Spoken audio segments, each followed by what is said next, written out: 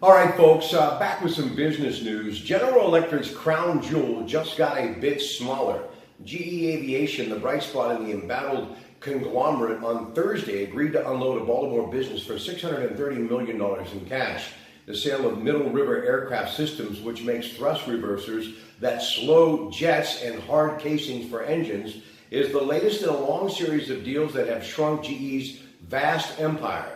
Singapore Technologies Engineering is buying the aviation business in a bid to scale up its own aerospace capabilities. Middle River Aircraft System employs about 800 people and has designed and built aircraft for almost 90 years.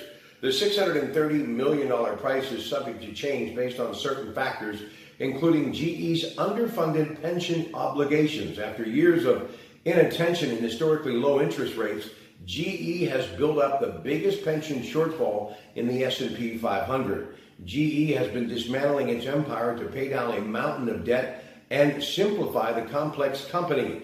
GE was kicked out of the exclusive Dow Jones Industrial Average earlier this year, and its stock price has been cut 60%.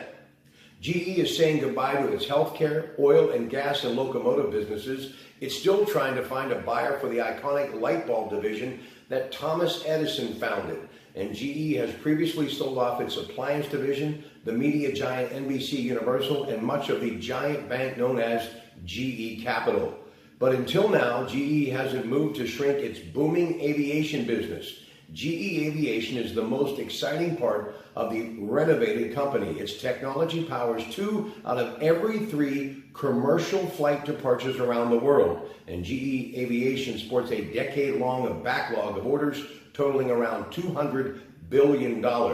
Wall Street is hoping GE's jet engine business will lift the rest of the company out of the doldrums. The remnants of GE Capital, especially insurance and a defunct subprime mortgage company, continue to suck billions out of the parent company. Last month, GE agreed to sell its energy debt financing business to Starwood Property Trust for $2.6 billion.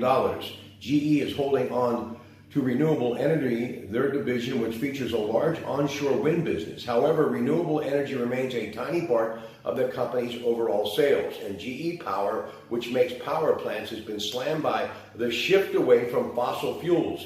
GE has been laying off workers and shrinking its footprint. Last month, Bloomberg News reported that GE is also preparing to sell its power conversion business for about $1.5 billion, or less than half that it paid for the business back in 2011. So GE in the news again, but to make sense of this story and everything in the way of business and how it really does have a lot to do with your financial portfolio and future, it's a must. My opinion, Hefren, Tillotson'S, Your Money and You, Sunday, 9 a.m. until 11 a.m. And this week, Jim Meredith and Kirk Carlson will be your host, along with Marianne Sieber taking your calls. And that's the key, to call in and get that free financial advice.